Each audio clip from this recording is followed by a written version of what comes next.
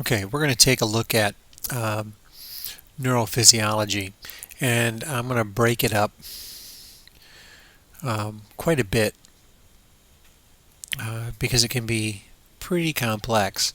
So when we look at, here's our nice multipolar neuron,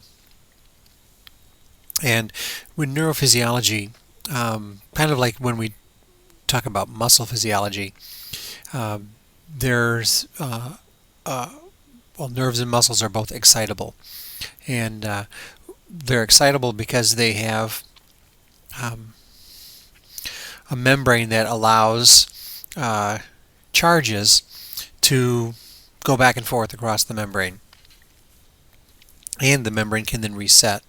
And we're going to break the neuron down into areas where certain potentials occur, and also looking at not only where they are, but then what do these potentials really mean.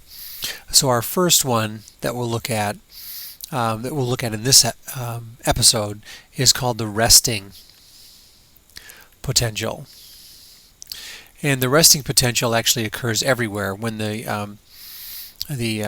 cell's at rest.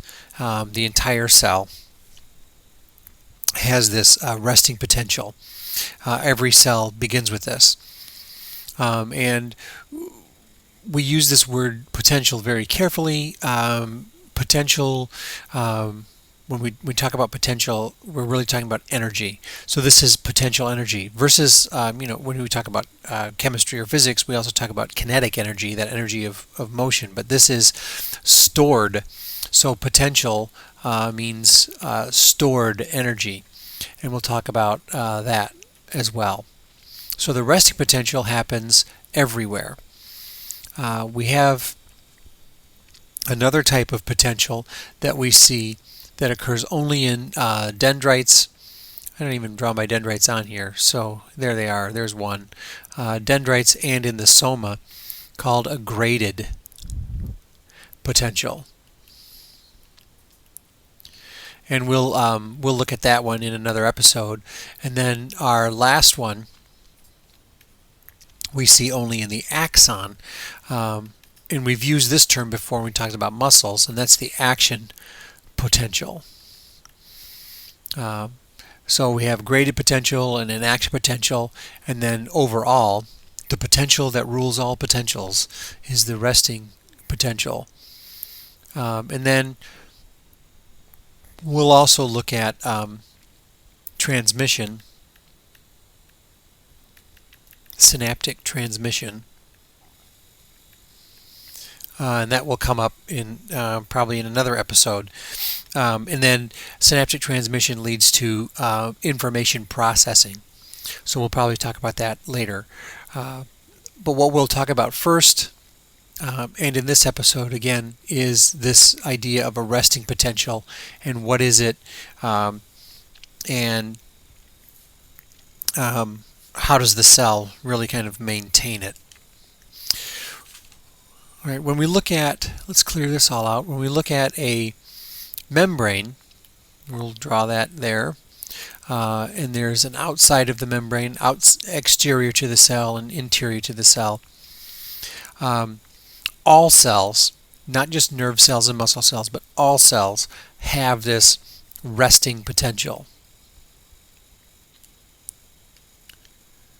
Resting potential. Sorry about those flashes of a menu. That's a button that accidentally gets hit.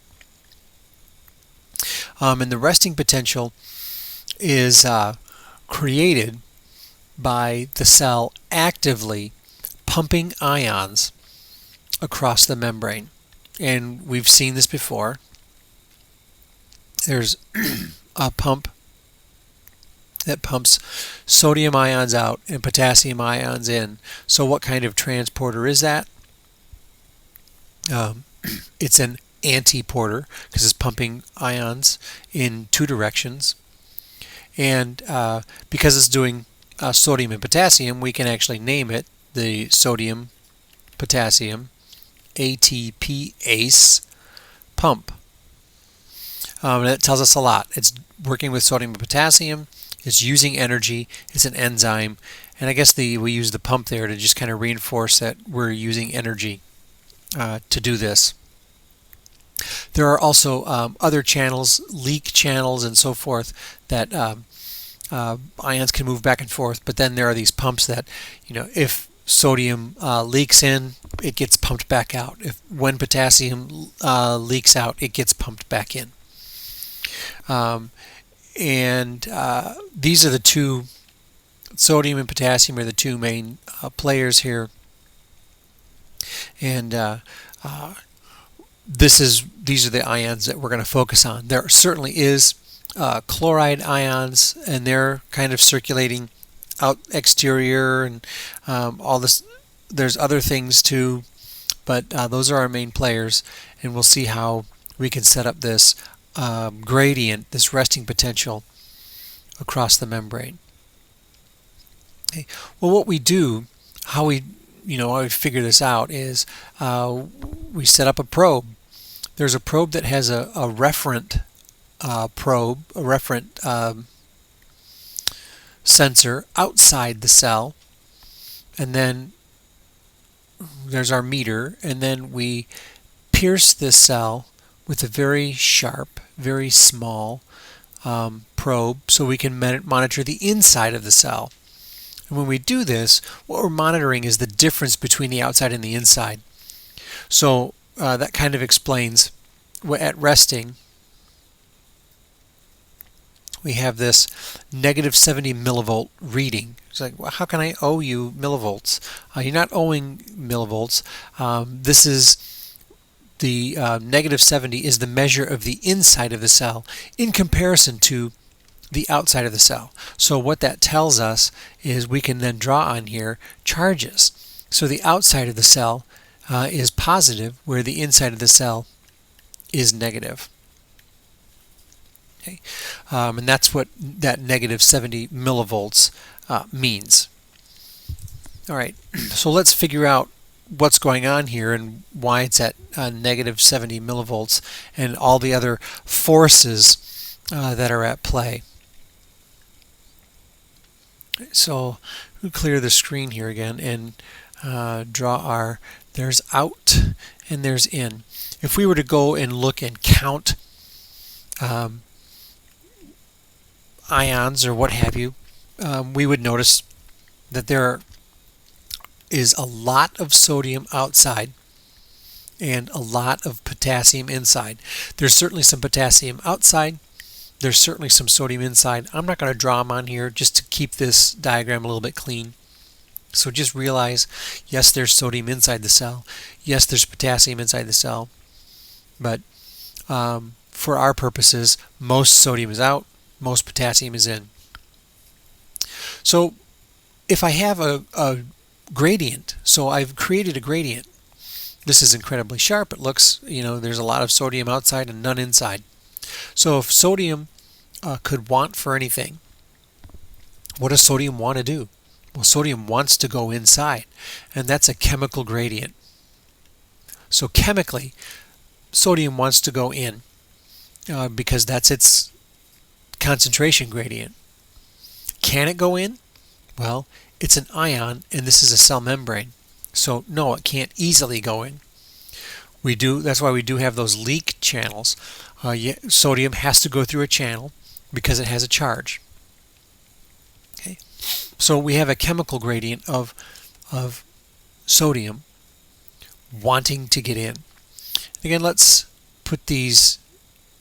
quickly put these charges back on here, because now look at the charges. Sodium is positively charged, so is the exterior of the cell, but the interior of the cell is negatively charged.